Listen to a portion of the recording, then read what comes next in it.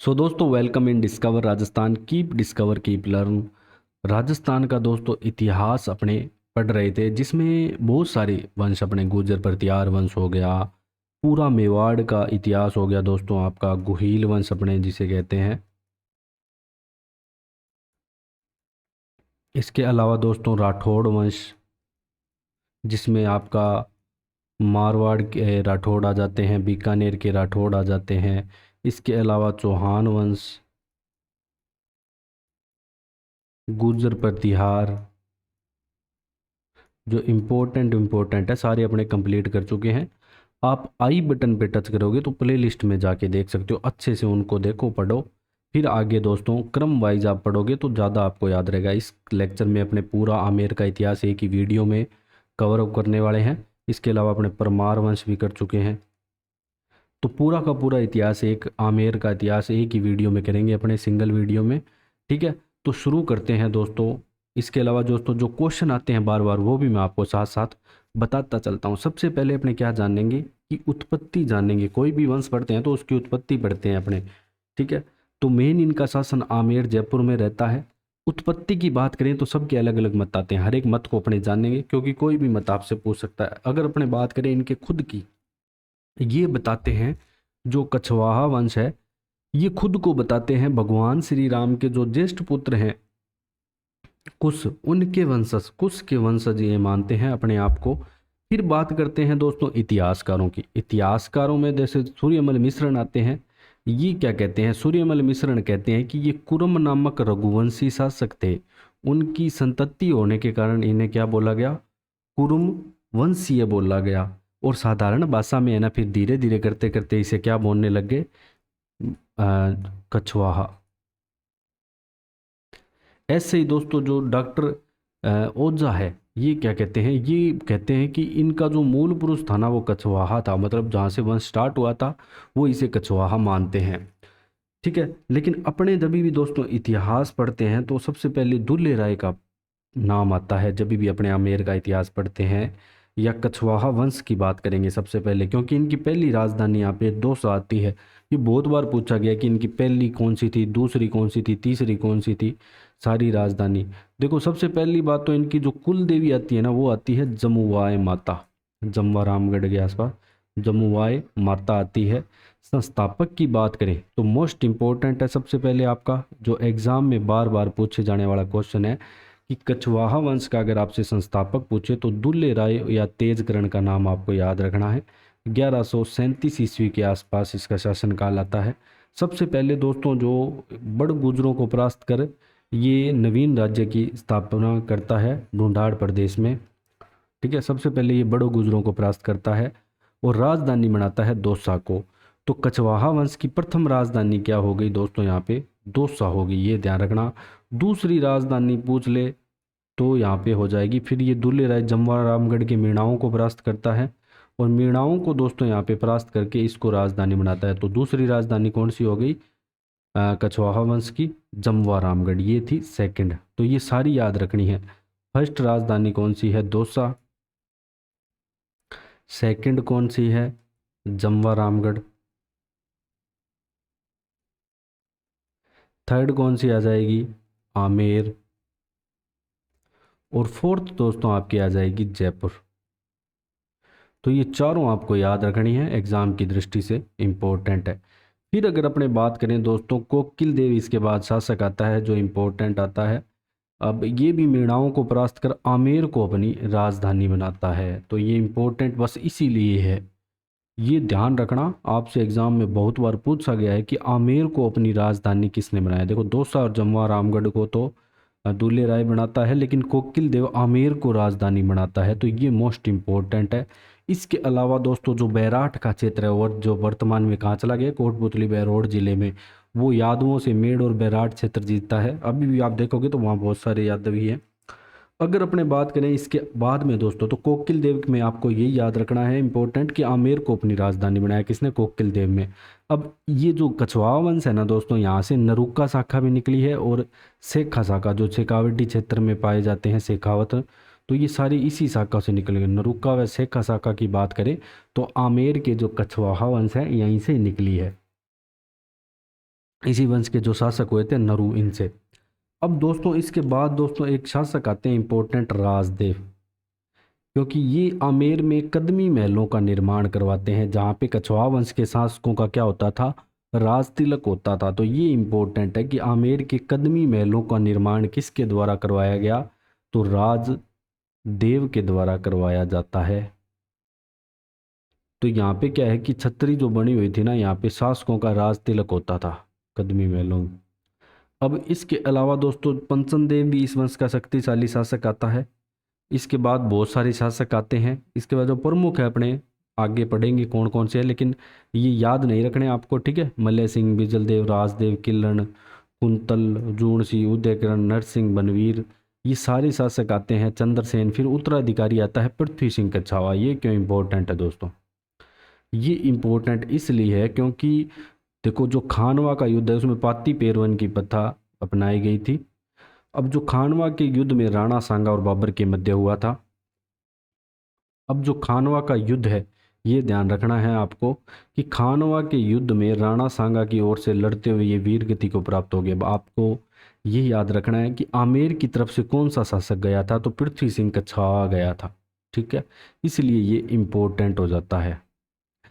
जब मैंने मारवाड़ पढ़ा था वहाँ भी हमने पढ़ा था, मेवाड़ पढ़ा था, तो वो मेवाड़ से तो खुद ही थे राणा सांगा, ठीक है। तो ये सारे जो शासक है जो राणा सांगा की ओर से लड़ने गए थे, किन्होंने उसको आप पहले वो क्लास लो मेवाड़ का इतिहास, वहाँ पे आपको अच्छे से सारी चीज़ें समझ आएगी राणा सांगा के बारे में। मेवाड़ का इतिहास बहुत इंपॉर्टेंट है। अब यहाँ पे आपको इतना ध्यान रखना है कि राणा सांगा की ओर से आमेर के शासक कौन गए थे युद्ध लड़ने राणा सांगा की ओर से, तो पृथ्वी सिंह कछावा का नाम आएगा। सामंती व्यवस्था का ये प्रारंभ करते हैं पृथ्वी सिंह कछावा। इसके बाद दोस्तों बात करें तो अगला शासक आता है पूर्णमल, जिसका शासनकाल 1527 से 1534 ईस्वी तक रहता है। ये पृथ्वीराज थे, उनका छोटा पुत्र था। इनकी माता जो बालाबाई आती है ये बीकानेर के राव लूणकर्ण की पुत्री थी। किसकी, राव लूणकर्ण की पुत्री थी। और शिखरगढ़ के युद्ध में दोस्तों यहाँ पे इनकी क्या हो जाती है, मृत्यु हो जाती है। अब बात करेंगे दोस्तों पूर्णमल के बारे में। आपको इतनी चीज़ें याद नहीं रखने, इतना इंपॉर्टेंट नहीं है। जो ज़्यादा इंपॉर्टेंट होगा वो मैं आपको बताता चलूँगा। ये भीमदेव आता है, ये पृथ्वीराज का यहाँ पे बड़ा पुत्र आता है। फिर अगला शासक आता है दोस्तों रतन सिंह, जिसका शासनकाल 37 से 48 ईस्वी तक रहता है। ये कमज़ोर शासक था, ठीक है। इसका कार्य दोस्तों जो देखता था तेजसी राय मल्होद देखता था, सारा कार्य वही करता था। और इसने शेरशाह की अधीनता भी स्वीकार कर ली थी। लेकिन मुगल अधीनता स्वीकार करने वाला पहला शासक बारमल आएगा, ये ध्यान रखना। ये शेरशाह सूरी था, इसकी अधीनता भी स्वीकार कर ली थी। और इसका चाचा आता है जो सांगानेर को भी बसाता है। बाकी इसके बारे में भी आपको ज़्यादा चीज़ें याद नहीं रखनी। अब इम्पोर्टेंट आता है दोस्तों बारमल, ठीक है। रतन सिंह का चाचा सांगानेर बसाता है, जो आपको जयपुर में सांगानेर क्षेत्र मिल जाएगा। छोटा भाई आसकरण ने रतन सिंह की जहर देकर हत्या कर दी और स्वयं यहाँ पे शासक बन गया था आसकरण रतन सिंह के बाद, ठीक है। फिर इसके बाद अगर अपने बात करें दोस्तों तो अगला जो इम्पोर्टेंट शासक आएगा, बारमल ने आसकरण को हटा दिया था और खुद यहाँ पे शासक बन गया था। कौन, बारमल। तो अगला इम्पोर्टेंट जो शासक आएगा ना एग्जाम की दृष्टि से, तो वो बारमल ही है। इसका शासनकाल दोस्तों बारमल का यहाँ पे रहता है 1548 से 74 ईस्वी तक। इसके बारे में क्या चीज़ें याद रखनी है दोस्तों। अब यहाँ पे बारमल क्या है कि अकबर की अधीनता स्वीकार कर लेता है, और इसकी अधीनता स्वीकार करवाने में एक मजनू खां व्यक्ति आता है, ये मिलवाता है, दोस्ती करवाता है बारमल की अकबर के साथ, ठीक है। मित्रवा करवाता है और सांबर के आसपास मिलता है और वहीं यहाँ पे अधीनता स्वीकार कर लेता है और अपनी पुत्री का विवाह भी करता है, किसके साथ, अकबर के साथ। तो मुगल अधीनता स्वीकार करने वाला पहला राजपूत शासक पूछे तो बारमल ही आएगा। मोस्ट इम्पोर्टेंट दोस्तों, आपके जो एग्ज़ाम की दृष्टि से इम्पोर्टेंट है, वो मुगल अधीनता स्वीकार करने वाला पहला राजपूत शासक। इसके बाद बात करें तो ये चीज़ें अपने जान ही लिए कि मजनू खां है ना, ये मित्रता करवाता है अकबर और बारमल की, ठीक है। अब ये दोनों मित्रता करवाई और 1562 में बारमल की पुत्री आती है जिसका नाम हरकूबाई साईबाई मानवती, तीनों एक ही बात है, ठीक है। अरकूबाई भी इसे बोलते थे, साईबाई भी मानवती। ये दिल्ली में यहाँ पे अकबर से करवा देता है इसका विवाह, ठीक है। तो इसके बारे में और क्या, जैसे 5,000 का मनसब भी देता है। इसके अलावा दोस्तों यहाँ पे उल उमरा तथा राजा की उपाधि भी अकबर इसे देता है, ये भी याद रख सकते हो। तो जो जहांगीर है वो अरकूबाई का ही पुत्र था, जो आगे इसका शासक बनता है। मुगलों से वैवाहिक संबंध स्थापित करने वाला पहला राजपूत शासक पूछे तो भी यहाँ पे बारमली आएगा। अधीनता स्वीकार करना पूछे तो भी बारमली आएगा। तो दोनों चीज़ें आपको याद रखनी है, ठीक है। तो बारमल को उपाधि किसकी, अमीर उल उमरा की उपाधि और राजा, दोनों उपाधि कौन देता है, अकबर के द्वारा यहाँ पे दी जाती है। फिर बात करते हैं दोस्तों भगवंत दास, ठीक है। ये इसी का ही पुत्र आता है। इसका शासनकाल 74 से 98 ईस्वी के समय रहता है। ये अपने दोस्तों जो बारमल की बात कर रहा हूँ मैं पहले आपको, तो अपने पुत्र और भगवंत दास और इसका जो पोता आता है मान सिंह, दोनों के साथ दोस्तों अकबर की अधीनता स्वीकार कर ली थी इसने, ठीक है। भगवंत दास का जो पुत्र आएगा आगे मान सिंह, ठीक है। मतलब बारमल का पूछे तो अपने पुत्र और पौत्र, अपने बेटे और पोते के साथ अधीनता स्वीकार कर ली थी अकबर की। अकबर द्वारा यहाँ पे टिक्का भिजवाया गया इसको। इसके अलावा इसे भी अमीर उल उमरा की पदवी दे दी। कुंवर व शासक दोनों रूप में मुगलों की सेवा में रहा वो कौन था, भगवंत दास रहता है, ठीक है। तो भगवंत दास भी थोड़ा थोड़ा इम्पोर्टेंट है।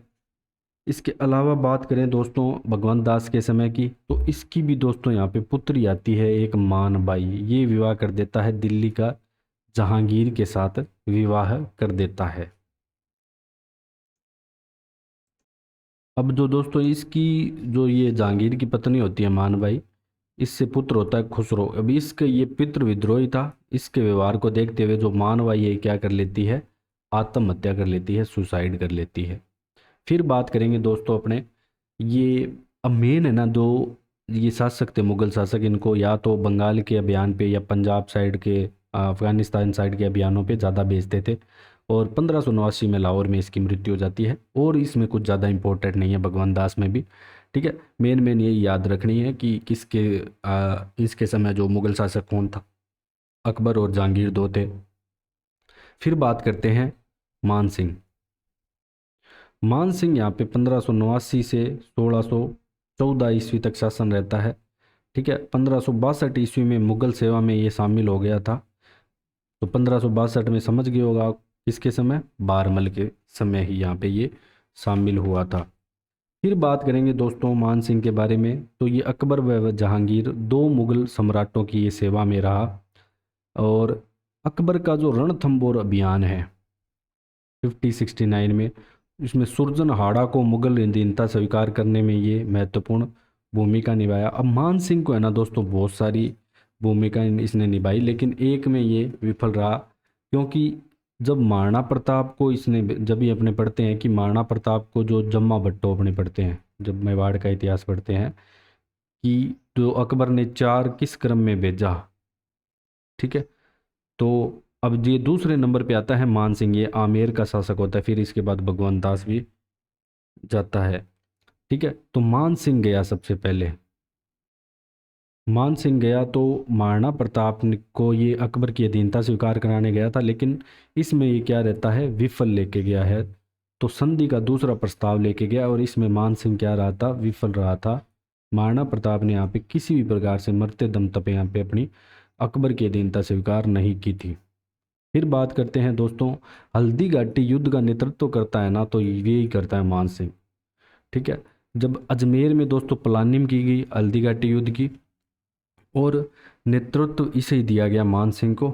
और इसके अलावा दोस्तों जब महाराणा प्रताप ने इसके हाथ महाराणा प्रताप की जो घोड़ा आता है चेटक, इन्होंने जो मान सिंह का हाथी है ना, इस पे अपनी पूरा पैर रख दिया था और भाले से वार किया था।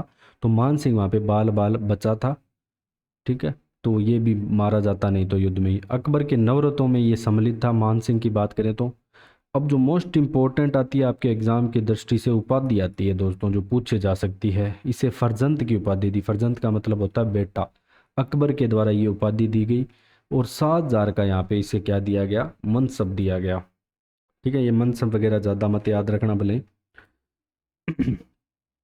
फिर इसे बहुत सारे अलग अलग यहाँ पे काबुल, बंगाल, बिहार के सूबेदार के रूप में कार्य किया, और इस साइड जितने भी अभियान हैं उनमें भेजा गया मुख्य रूप से। और बिहार में जैसे इसने मानपुर और बंगाल में अकबरपुर राजमहल की स्थापना भी की, और बहुत सारे महलों का निर्माण भी इसने बंगाल इस साइड करवाया था, बिहार साइड। रोशनाइयों के विद्रोह का दमन ये किया। इसके अलावा दोस्तों यहाँ पे 1592 ईस्वी की बात आती है। उड़ीसा, मान सिंह ने उड़ीसा जीतकर पहली बार उड़ीसा को मुगल साम्राज्य का अंग यहाँ पे बनाया। ठीक है, तो ये इम्पोर्टेंट चीज़ है जो आपके एग्जाम की दृष्टि से है कि पहली बार उड़ीसा को जीतकर मुगल साम्राज्य का अंग किसके द्वारा बनाया गया, तो मान सिंह, आमेर के शासक मान सिंह के द्वारा बनवाया गया। ठीक है, बिहार में ये मानपुर कस्बा बसाता है, बंगाल में अकबरपुर राजमहल की स्थापना करता है। इसके अलावा दोस्तों एक शासक आता है केदारनाथ बंगाल का, इसको परास्त करता है और यहाँ से शिला देवी की मूर्ति लाके आमेर में प्रतिष्ठित करवाता है। तो ये इम्पोर्टेंट है। तो शिला देवी का मंदिर भी अपने पढ़ते हैं, तो कहाँ पे बना हुआ है, आमेर में बना हुआ है। और आमेर का किला किस पे स्थित है दोस्तों, काली खोह की पहाड़ी पे स्थित है। मान सिंह और आमेर के ऊपर जयगढ़ दुर्ग है। मान सिंह का पुत्र आता है जगत सिंह। ठीक है, जगत सिंह यहाँ पे पुत्र आता है, बंगाल अभियान में ये मारा जाता है। जब भी ये बंगाल अभियान चल रहा था यहाँ मारा जाता है। तो इनकी माता आती है दोस्तों कंकावती। ये आमेर में क्या है कि एक जगत शिरोमणि मंदिर का निर्माण करती है। तो ये किसकी याद में करती है, जगत सिंह, अपने पुत्र जगत सिंह की याद में। तो ये इंपॉर्टेंट है आपके एग्जाम की दृष्टि से कि निर्माण जगत शिरोमणि मंदिर का किसके द्वारा किया गया, रानी कंकावती के द्वारा, जो मान सिंह की पत्नी आती है और जगत सिंह की माता आती है, और अपने पुत्र जगत सिंह की याद में करती है। मूर्ति चित्तौड़ के मीरा मंदिर से ये लेके आए थे। तो ये इंपॉर्टेंट है। तो जगत शिरोमणि मंदिर का निर्माण कंकावती के द्वारा करवाया गया, जो कि मान सिंह की रानी थी। फिर बात करें दोस्तों, ये 1607 तक बंगाल का सूबेदार रहता है, और 1614 में इसकी इलिचपुर में मृत्यु हो जाती है। इसकी छतरी की बात करें तो दोस्तों हाड़ीपुर आमेर में मिल जाएगी मान सिंह की छतरी की। कहाँ पे, हाड़ीपुर आमेर में इसकी छतरी बनी हुई है। इसके बाद दोस्तों जो भाव सिंह 1614 से 20 तक शासनकाल रहता है, लेकिन अगला जो इम्पोर्टेंट शासक आएगा वो आएगा मिर्जा राजा जयसिंह। मिर्जा राजा जयसिंह आएगा, जिसका शासनकाल दोस्तों यहाँ पे रहेगा 1621 से 1667 ईस्वी। इंपॉर्टेंट है दोस्तों जो मिर्जा राजा जयसिंह, 3 मुगलों के समकालिक। ठीक है, मान सिंह 2 मुगलों के समकालिक था और पहले वाले एक एक अकबर के। तो ये याद रखना है क्योंकि ये एग्जाम में पूछा जाता है कि कौन से 3 मुगलों के समकालिक रहा, मिर्जा राजा जयसिंह, जहांगीर, शाहजहां और औरंगजेब। ठीक है, जैसे अपने बादशाह याद करते हैं जब भी अपने ये पढ़ते हैं मुगल शासक। ठीक है, बाबर, हुमायूं, अकबर, जहांगीर, जहांगीर, शाहजहां और औरंगजेब, ये नीचे वाले जो 3 हैं इनके यहाँ पे समकालिक रहा कौन, मिर्जा राजा जयसिंह।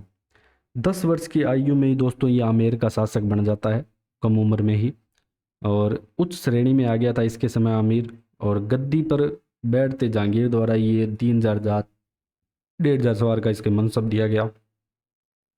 इसके अलावा ये दक्षिण के अभियानों में भी जाता है मलिक अंबर के विरुद्ध।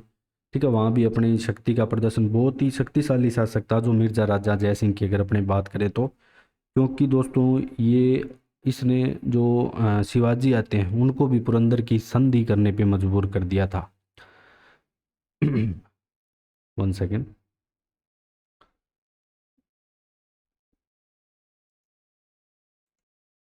तो सॉरी, ये थोड़ा सा बीच में टेक्निकल इशू आ गया था। तो दोस्तों अपने मिर्जा राजा जयसिंह को अपने पढ़ रहे थे, सारी चीज़ें जान ली कि 3 मुगलों के समकालिक रहा। अब दोस्तों यहाँ पे जो शाहजहां है इसे 4000 का मनसब देता है, और मनसब देने के बाद इसको 1692 में उज्बेकों को, 1629 में खाने जहां लोदी के विद्रोह को भी दबाता है कौन, मिर्जा राजा जयसिंह प्रमुख। इसके अलावा बीजापुर, गोलकुंडा, बहुत सारे अभियानों में जानता जाता है ये, दक्षिण के अभियानों में भी। फिर शाहजहां इसे 5000 का मनसब देता है, और मिर्जा राजा की पदवी शाहजहां द्वारा 1637 ईस्वी में देकर इसे शुजा के साथ कहाँ भेज देता है, कंधार अभियान में भेज देता है। तो ये इम्पोर्टेंट बात है कि मिर्जा राजा की उपाधि मिर्जा राजा जयसिंह को किसे दी गई, शाहजहां के द्वारा। किसके द्वारा दी गई, शाहजहां के द्वारा दी गई मिर्जा राजा की उपाधि किसको जय सिंह को। तो ये इंपॉर्टेंट है, ध्यान रखना, ठीक है, मिर्जा राजा की पदवी। फिर जो उत्तराधिकारी युद्ध होता है, इसमें सूरजा के विरुद्ध भेजा इसे 1658 ईस्वी में, ठीक है। बहादुरपुर युद्ध में सूरजा को ये पराजित भी किया इसने। फिर बात करें तो फिर वापिस इसे 6000 का मनसब, 6000 जात व सवार, 6000 का जात व सवार का मनसब दिया। और औरंगजेब का अंत में ये क्या करता है, औरंगजेब का पक्ष ग्रहण कर लेता है और औरंगजेब इसे 7000 जात व सवार का मनसब देता है। फिर जो इम्पोर्टेंट आती है वो 1665 की पुरंदर की संधि आती है। इसमें शिवाजी व जय सिंह के मध्य में दोस्तों यहाँ पे पुरंदर की संधि होती है। ये लास्ट में देख लो, जो शिवाजी है मराठा शासक, जो बहुत शक्तिशाली शासक आते हैं, उन्हें भी संधि करने पे यहाँ पे मजबूर कर देता है, ठीक है। और यहाँ पे 23 किले यहाँ पे दोस्तों मुगलों को सुपुर्द कर दिए थे और संभाजी को 5000 की मनसबदरी दी गई। ये नहीं याद रखना आपको इतनी, ठीक है, इतनी चीज़ें नहीं याद रखनी। जो इंपॉर्टेंट है वो ये ध्यान रखना कि पुरंदर की संधि करवाने में कौन महत्वपूर्ण भूमिका निभाता है अमेर का शासक, तो मिर्जा राजा जय सिंह आएगा। ये चीज़ ज़्यादा इंपॉर्टेंट है।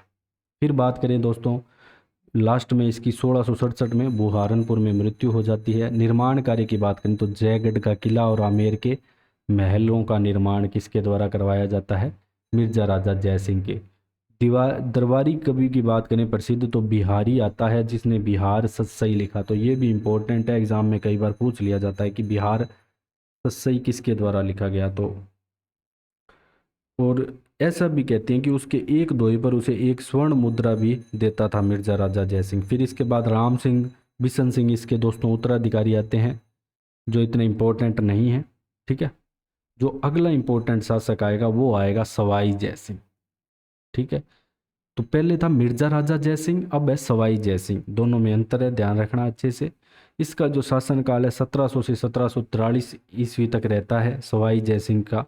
तो इसे ये क्या है कि मिर्जा से सवाया था, मतलब इससे और ज़्यादा शक्तिशाली था, तो इसलिए इसे सवाई की उपाधि दी गई। तो राज्य का प्रबंधन सुव्यवस्थित इसने किया पूरे तरीके से, वीरता, वाकपटुता और विशेष मात्रा में पाकर औरंगजेब ने इसे सवाई की। मतलब ये जय सिंह से इससे ज़्यादा थोड़ा शक्तिशाली मानता था औरंगजेब, तो इसलिए इसे सवाई की उपाधि दे दी। तो अपने लिए जो इम्पोर्टेंट एग्जाम के लिए यही हो जाता है कि सवाई की उपाधि किसके द्वारा दी गई, औरंगजेब के द्वारा। और इससे पहले जो मिर्जा राजा की उपाधि वो शाहजहां ने दी थी मिर्जा राजा जय सिंह को। अब बात करें दोस्तों 1707 का, फिर उत्तराधिकारी युद्ध होता है आजम और मुअज्जम के मध्य। तो ये मुअज्जम का साथ देता है, आजम का साथ देता है, सॉरी, जय सिंह।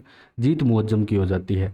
तो मुअज्जम जीतने के बाद यहाँ पे आमेर पे आक्रमण करता है और इसका नाम दोस्तों इस्लामाबाद और मोमिनाबाद कर देता है। ये इम्पोर्टेंट है कि आमेर का नाम किसने इस्लामाबाद या मोमिनाबाद किया, तो मुअज्जम के द्वारा, ठीक है। और विजय सिंह को यहाँ पे शासक घोषित कर देता है कि यहाँ का शासक विजय सिंह होगा। अब इसके बाद क्या होता है कि दोस्तों 1708 ईस्वी की बात होती है कि जय सिंह और यहाँ पे क्या है कि उदयपुर मेवाड़ पहुँचता है यहाँ पे सहायता लेने, और राजकुमारी चंद्र कुंवरी से यहाँ पे सशर्त विवाह होता है। यहाँ पे मेवाड़ वाले भी बाद में इसकी सहायता करते हैं कि यहाँ पे जो भी आपके पुत्र उत्पन्न होगा वही नेक्स्ट यहाँ पे क्या बनेगा, शासक। तो जय सिंह जो सवाई जय सिंह है, ये ध्यान रखना, सवाई जरूर लिखना। सवाई जय सिंह मेवाड़ के शासक मेवाड़ की जो राजकुमारी है चंद्र कुंवरी से विवाह करता है और मेवाड़ की सहायता से आमेर को वापस प्राप्त कर लेता है, ठीक है। तो ये नाम बदल दिया एक, तो ये चीज़ याद रखना, और आमेर को पुनः प्राप्त किया मेवाड़ की सहायता से। फिर बात करें तो फरूख सैयद इसे मालवा का सूबेदार नियुक्त करता है 1713 में। मोहम्मद शाह के काल में जाटों का दमन करता है ये। 29-32 दूसरी व तीसरी बार मालवा की सूबेदारी इसको मिलती है, ये इतनी इम्पोर्टेंट नहीं है। फिर बात करें दोस्तों, मराठों को भी पराजित होना पड़ा था, मराठों से इसको पराजित होना पड़ा था अंत में जय सिंह को। और इसके अलावा दोस्तों जो हुडा सम्मेलन जो बुलाया, अब जो ये हुडा सम्मेलन होता है ना, मेन देखो इस समय क्या है कि मराठों का थोड़ा सा यहाँ पे वर्चस्व बढ़ गया था, मतलब आश्चर्य बहुत करने लग गए थे मराठे। जो राजपूत शासकों की राजनीति में, या कह सकते हैं मेवाड़, आमेर या मारवाड़ की राजनीति में यहाँ पे हस्तक्षेप करने लग गए थे मराठे। तो यहाँ पे हुड़ा सम्मेलन बुलाया गया था सबको मिलकर मराठों को परास्त करने के लिए। ठीक है, लेकिन ये सफल नहीं हो पाया था। बस अपने को इतना याद रखना है कि 1734 में ये सम्मेलन बुलाया गया। इसके अलावा अगर अपने दोस्तों सवाई जय सिंह के बारे में बात करें तो 1743 में तो इसकी मृत्यु हो जाती है 7 मुगल शासकों के समकालिक। सबसे मोस्ट इंपॉर्टेंट कर लेना दोस्तों इस क्वेश्चन को तो, और मत याद रखना भलाई कौन कितने के था, लेकिन 7 वाला जरूर पूछा जाता है कि 7 मुगल शासकों के समकालिक कौन सा शासक था आमेर का। तो याद रखना सवाई जय सिंह। सवाई जय सिंह बहुत इंपॉर्टेंट है क्योंकि इसके अलावा इसे ग्रह नक्षत्रों का भी ज्ञान था। ठीक है, 1725 में नक्षत्रों की शुद्ध सारणी बनवाई, जिसने इसने जीज मोहम्मद शाही भी यहाँ पे नाम दिया। और एक जय सिंह कारी का नामक ज्योतिष ग्रंथ भी ये लिखता है। क्या लिखा इसने? जय सिंह कारी का ज्योतिष ग्रंथ। 5 यहाँ पे वेधशालाएं बनाती है जो मोस्ट इंपॉर्टेंट है। तो कई बार एग्जाम में ये पूछ लेता है कि यहाँ पे कहाँ पे वेधशाला नहीं बनवाएगी, तो दिल्ली वाली सबसे पुरानी है। सबसे बड़ी दोस्तों जयपुर अजमेर सॉरी जयपुर वाली है। ठीक है, जो कि 2010 में यूनेस्को विश्व धरोहर के रूप में भी शामिल कर ली गई थी। तो जंतर मंतर के नाम से जानते हैं अपने जयपुर वाले को। किस नाम से? जंतर मंतर। हवा महल के पीछे मिल जाएगी आपको ये। तो कहाँ कहाँ पे बनवाई ये याद रखना है, दिल्ली, जयपुर, मथुरा, बनारस और उज्जैन में। ठीक है, अब आपके ऑप्शन में इन 5 में से अलग होगा, 3 इसमें से होंगे। तो ये ध्यान रखना, ये पूछा गया बहुत बार प्रश्न कि कहाँ पे नहीं बनवाई। तो दिल्ली,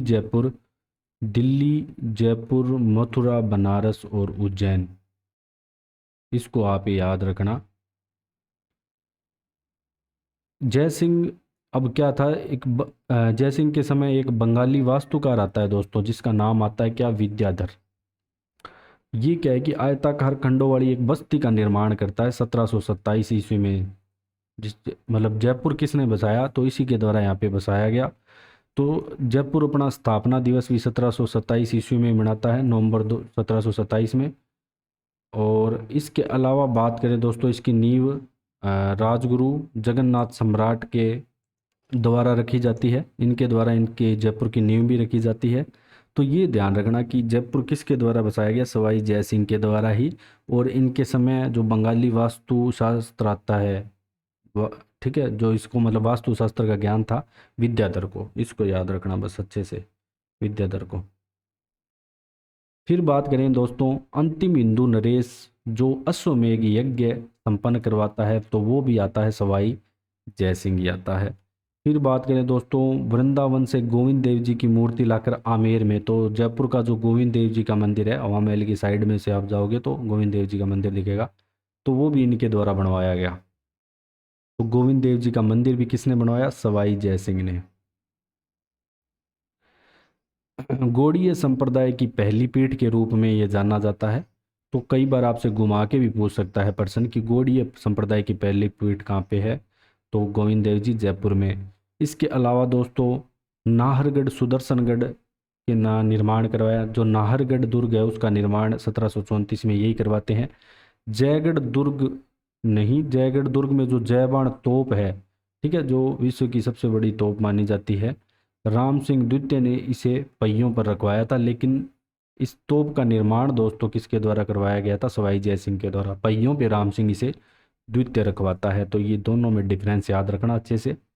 इसके अलावा जल महल का निर्माण करवाता है सिसोदिया रानी का महल चंद्र महल। तो जल महल इंपॉर्टेंट है, याद रखना। और अब आप कमेंट में बताओ कि जल महल कौन सी झील में है। ठीक है, कमेंट करके बताओ। फिर अगला शासक आता है दोस्तों सवाई ईश्वरी सिंह है। 1743 से 1750 ईस्वी दोस्तों इसका शासनकाल रहता है। जय सिंह का ये ज्येष्ठ पुत्र था, ईश्वरी सिंह है। अब इसके समय क्या है कि दोस्तों राजमहलों का युद्ध होता है। ठीक है, तो राजमहलों का युद्ध होता है इन 1747 ईस्वी में। सबसे पहले तो आप ये याद रखो कि राजमहलों का युद्ध कब हुआ? 1747 में।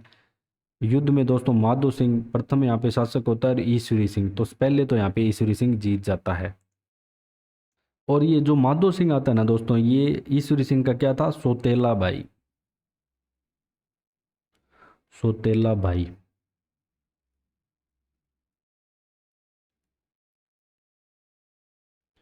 अब दोस्तों ये इस जीत की खुशी में जो ईश्वरी सिंह है ईसर लाट का निर्माण भी करवाता है, जो विजय स्तंभ से प्रेरित है। ईसर लाट या सागुर सूली ये क्या है, 7 मंजिला इमारत है। तो ये भी आपको याद रखना है कि ये 7 मंजिला इमारत है। और जो राजमहलों का युद्ध 1747 में हुआ था, ये डेट याद रखने, सन याद रखना है, सॉरी। तो ये भी याद रखना है कि किस उपलक्ष्य में मनाया, तो राजमहलों का युद्ध जीतने पे। फिर ये क्या है कि माधो सिंह मराठों की सहायता ले लेता है और माधो सिंह वापस यहाँ पे शासक बन जाता है और ईश्वरी सिंह की यहाँ पे हार हो जाती है। अब इस हार को ये थोड़ा सा यहाँ पे बर्दाश्त नहीं कर पाया था, ठीक है। और इसके अलावा दोस्तों परास्त होने के बाद माधो सिंह फर्स्ट को यहाँ पे 5 परगने देना स्वीकार कर लिया था।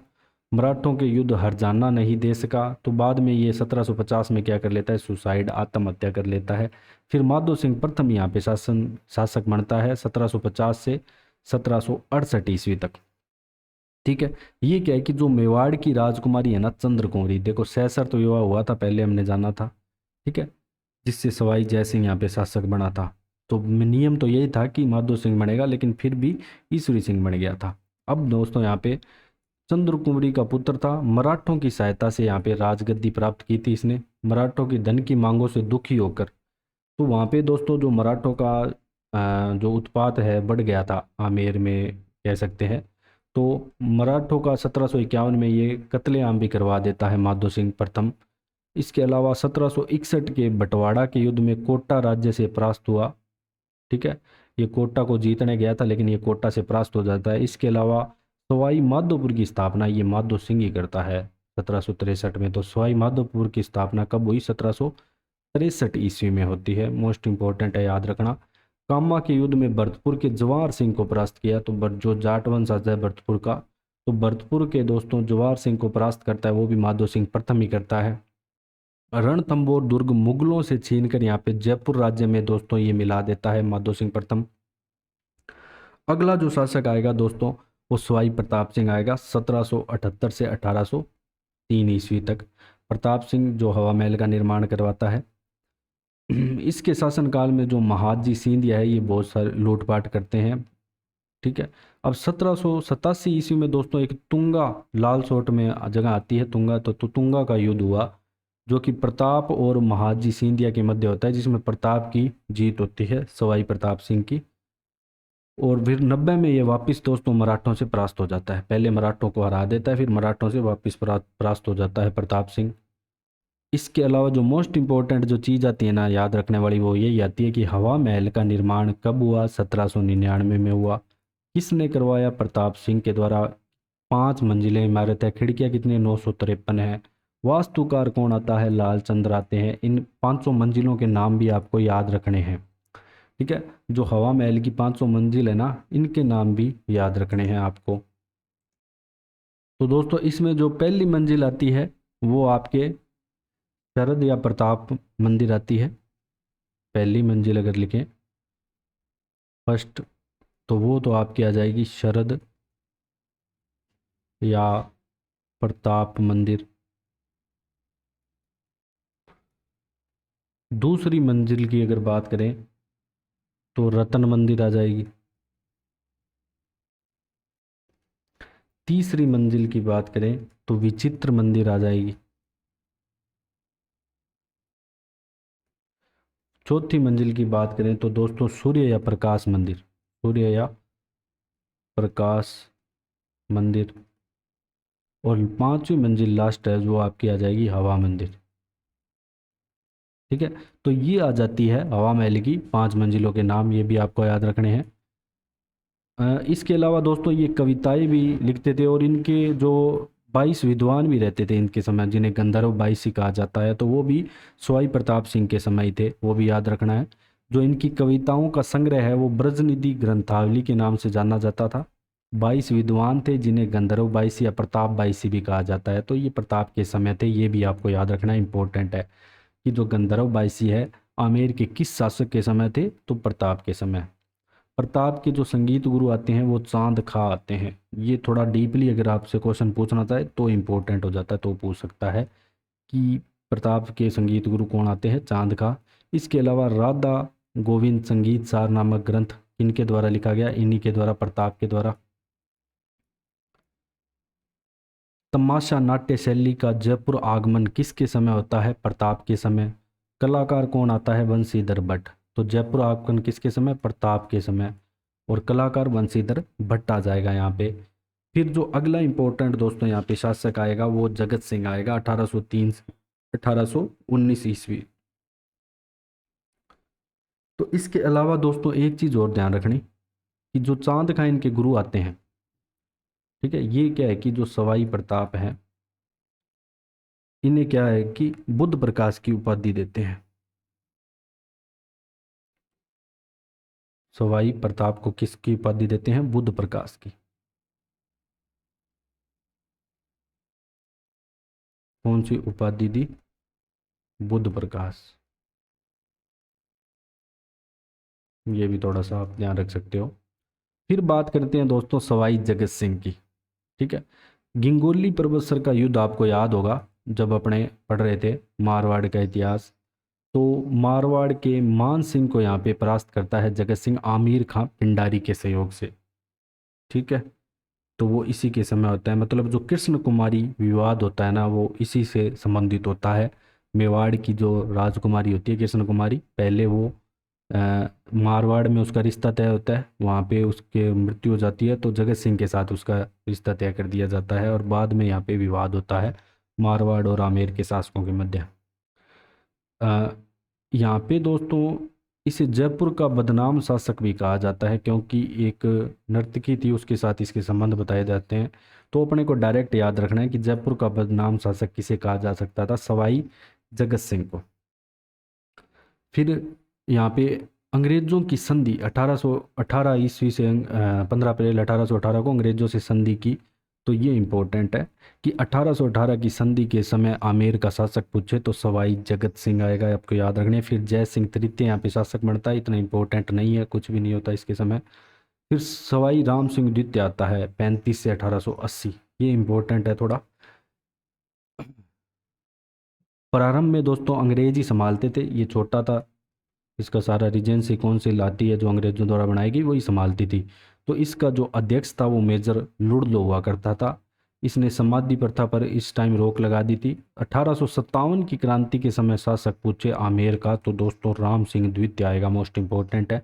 अंग्रेजों का ही साथ देगा क्योंकि नई नई संधि हुई थी। अंग्रेज इसे सितारे हिंद की उपाधि भी देते हैं। लगभग दोस्तों क्या है कि 1818 ईस्वी की लगभग उस टाइम संधि की थी, तो जितने भी ये शासक थे ना आमेर मेवाड़ मारवाड़ के, सब ने अंग्रेजों का ही साथ दिया था। इसके अलावा दोस्तों जयपुर में है ना ये मदरसा ए हुनरी की स्थापना करता है, जिसे अपने वर्तमान में किस नाम से? Rajasthan school of art and craft के नाम से जानते हैं। तो ये इसी के द्वारा किया गया, तो स्थापना इसकी ये करता है और नाम है ना माधो सिंह द्वितीय इसका चेंज करता है। तो मदरसा ए हुनरी की स्थापना किसने की? राम सिंह द्वितीय ने। या Rajasthan school of art and craft पूछ ले तो ये नाम चेंज माधो सिंह द्वितीय करता है लेकिन स्थापना यही करता है राम सिंह द्वितीय। अपने को यही याद रखना है कि Rajasthan school of art and craft की स्थापना किसके द्वारा की गई? राम सिंह द्वितीय के द्वारा। इसके अलावा एडवर्ड सप्तम जो प्रिंस ऑफ वेल्स है ना, ये जयपुर आते हैं तो पूरे जयपुर को गेरुआ रंग से रंग देता है। इसके बाद ही जयपुर को पिंक सिटी के नाम से जाना जाता है। इसके अलावा अल्बर्ट हॉल संग्रहालय की नींव रखता है और प्रिंस ऑफ वेल्स ही रखता है। और राजस्थान का प्रथम संग्रहालय पूछे तो दोस्तों वो अल्बर्ट हॉल संग्रहालय है, अल्बर्ट हॉल म्यूजियम ही है।